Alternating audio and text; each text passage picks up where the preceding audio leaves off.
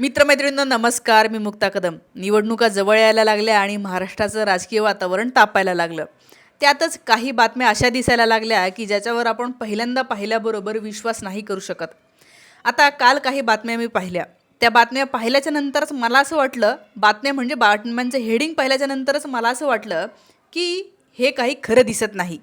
जसे की तुम्ही काल काही हेडिंग पाहिले असेल, शिवसेना महाविकास आघाडीमधून बाहेर पडणार, शिवसेना 288 जागी आपले वेगळे उमेदवार उभे करणार. काही टायटल असे होते की नाना पटोले आणि संजय राऊत यांच्यामध्ये झालं जंगी भांडण, नाना पटोले आणि संजय राऊत यांच्यामध्ये सीट शेअरिंगवरून झालं वाद.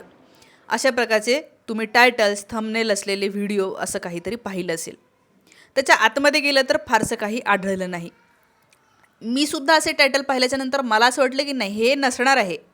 आता मला का असं वाटलं की नाही बाबा, हे नाही होणार, उद्धव ठाकरे वेगळे नाही होणार किंवा काँग्रेस वेगळी नाही होणार. याचं कारण म्हणजे गेले 1.5-2 महिने झाले मी इतकं बायहार्ट या सगळ्या गोष्टी फॉलो करते आहे. उद्धव ठाकरे असतील, संजय राऊत असतील, नाना पटोले असतील, या सगळ्यांचं एकूण एक शब्दानुशब्द ऐकण्याचा मी प्रयत्न करते. या सगळ्या गोष्टी ऐकून मला तरी आता एक विश्वास असा बसलेला आहे की या निवडणुकापुरतं तरी, म्हणजे विधानसभेच्या निवडणुकीपुरतं तरी, महाविकास आघाडी म्हणजेच शिवसेना असेल, काँग्रेस असेल किंवा शरद पवार असेल, हे वेगळे होणार नाही. म्हणजे यांच्यामधून 1-2 सीटवरून वाद होऊ शकतात. काही लोकांना तिथलीच सीट पाहिजे तर सगळ्यांनाच तिथली सीट पाहिजे असं होऊ शकतं. जे की होत असतं, हे खूप नॉर्मल आहे. परंतु आपण वेगळे निघू असं होणार नाही. याचं कारण उद्धव ठाकरे कितीदा तरी असं म्हणालेले आहे की आता माझ्याकडे फक्त एकच एम आहे, ते म्हणजे या भाजपला हरवणे.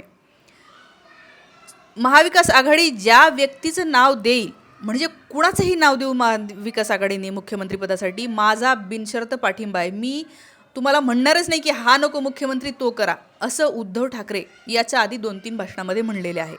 इतक्यातच संजय राऊतसुद्धा हे म्हणालेले आहे की आमच्यात बिलकुल वाद नाही आहेत आणि आम्ही जे काही चर्चा होत आहेत त्या व्यवस्थित सॉल्व करत आहोत आणि आम्हाला आत्ता ही जी काही सत्ता बसलेली, हे जे काही हुकुमशाही सरकार आहे, हे जे काही लोकशाही विरुद्ध सरकार आहे, ज्यांनी फोडाफोडी केलेली आहे, त्यांना हरवायचं आहे.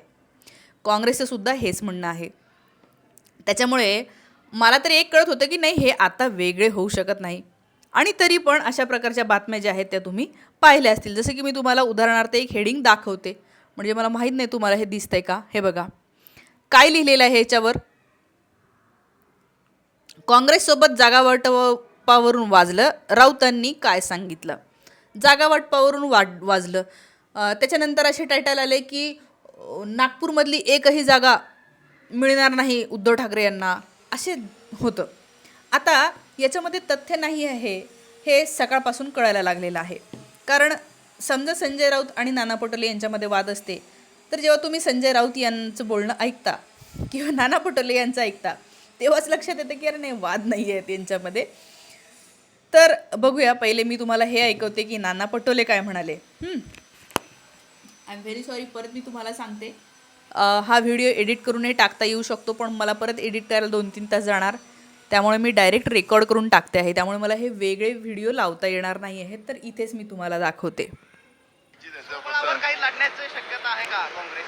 आम्ही असं कुठली भूमिका मांडलेली नाही. कशाला आमच्या तिघांमध्ये भांडणं लावताय तुम्ही? शिवसेना शिंदे गटाला स्पष्टीकरण काँग्रेसकडून काय येत आहे? शिवसेनाकडून काय स्पष्टीकरण? शिवसेना कुठलं? शिंदे गटाला घाबरवण्यासाठी हे वक्त बातमी देण्यात आली का? कारण नाही. भाजप आणि शिवसेनेमध्ये पटत नाहीये. कुठेतरी ठाकरेंना सोबत घेऊन अशा पद्धतीने एक बातमी देऊन बघा, भाजपाला महाराष्ट्रामध्ये हरण्याची भीती आहे. त्यांचा रिपोर्टही तसाच आहे. 20-30 जागेच्या वर भाजप महाराष्ट्रामध्ये जाणार नाही.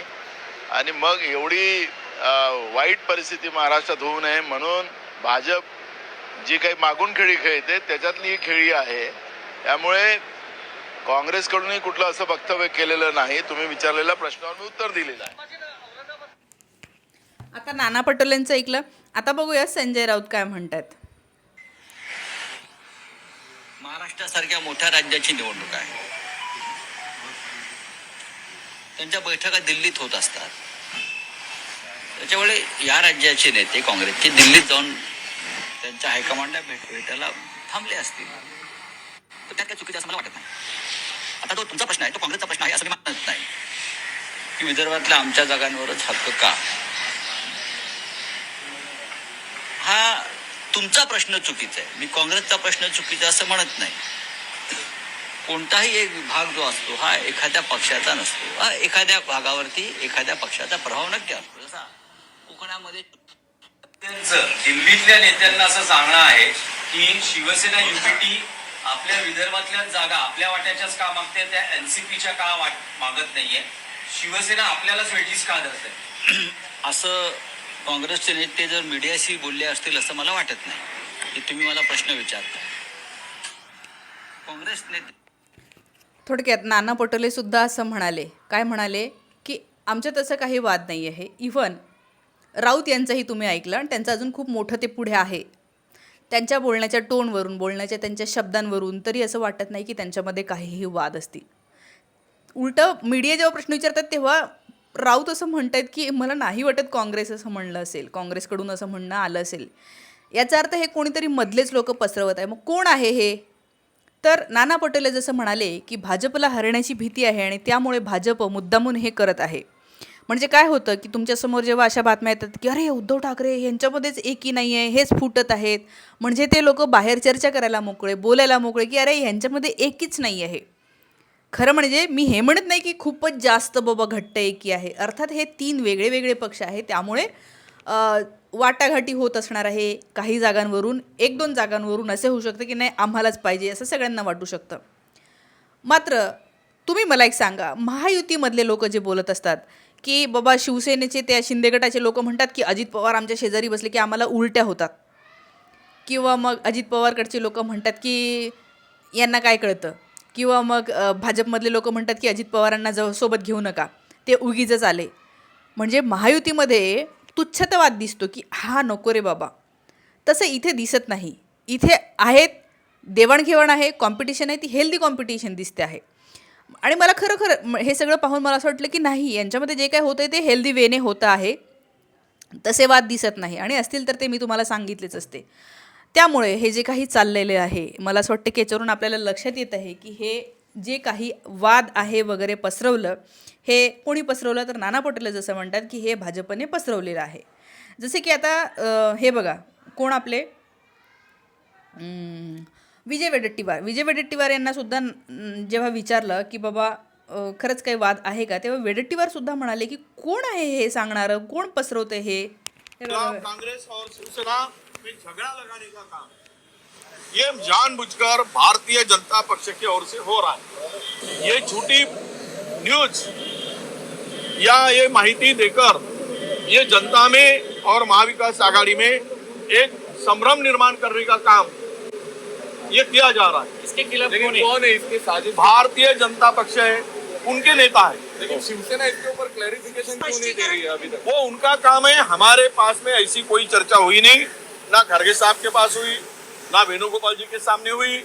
तो इसमें हमसे हमारा खुलासा यही है कि हमने कोई चर्चा इस विषय को लेकर, संजय राउत जी को विषय को लेकर किया नहीं है. महाविकास तर लक्षात आलं. काही लोक म्हणाले की शहा आणि राऊत भेटले, त्याच्यावर पण हे म्हणतात की आमच्यात काही वाद नाही आहेत. राऊतसुद्धा सकाळी काय म्हणाले हे पण तुम्ही पाहिलेलं आहे. त्याच्यामुळे अशा प्रकारच्या बातम्या मला असं वाटतं की ज्यांना हरायची भीती असते त्यावेळेला खोटं जास्त पसरवलं जातं, आणि तेच आता होत आहे. मला असं वाटतं की येता महिना खूप महत्त्वाचा आहे. अनेक खोट्या गोष्टी पसरवल्या जातील, उकरून काढल्या जातील. कोणीतरी ते मागे सुशीलकुमार शिंदे यांचं पुस्तक काढते, मग त्या पुस्तकातली एक ओळ काढते आणि त्या ओळीवर आता गोदी मीडियामध्ये, हिंदी मीडियामध्ये चर्चा चालू आहे की बाबा सुशीलकुमार शिंदे यांनी कसं ते काहीतरी म्हणाले. म्हणजे हे नवीनच काढलेलं आहे, म्हणजे कशावरून पण आता काही संबंध नसताना मुद्दामून काढायचं काहीतरी उकरून. तर हे खूप होणार आहे. मला असं वाटतं की तुम्ही सावध राहा आणि खरं असं होतं आहे का ते पहा. मला असं वाटतं की हे होणार नाही निवडणुका होईपर्यंत तरी. अर्थातच मी हे नाही म्हणणार की काहीच नाही होणार यांच्यामध्ये. इतकी आयडियलिस्टिक किंवा इतकी अंधभक्त मी नाही आहे. मला पण उघड्या डोळ्यांनी सगळं बघायचं आहे, आणि हे सगळं बघताना माझा तरी असाच अंदाज आहे की हे सगळं जे आहे ते जे आत्ता सत्तेत बसलेले आहे, ज्यांना हरण्याची भीती आहे, तेच पसरवत आहे. आणि मीडियामध्ये तुम्हाला माहिती असेल, पॅकेज दिलं जातं, एखादं टायटल देण्यासाठी पॅकेज दिलं जातं, अमाऊंट दिली जाते, एक रक्कम दिली जाते की ह्या टायटलनी बातम्या चालवा. पण टायटल ते असतं, पण आतमध्ये तसं काहीही नसतं.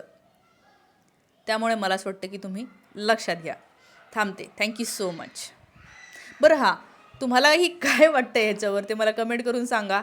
व्हिडिओ आवडल्यास जास्तीत जास्त लोकांपर्यंत शेअर करा. धन्यवाद.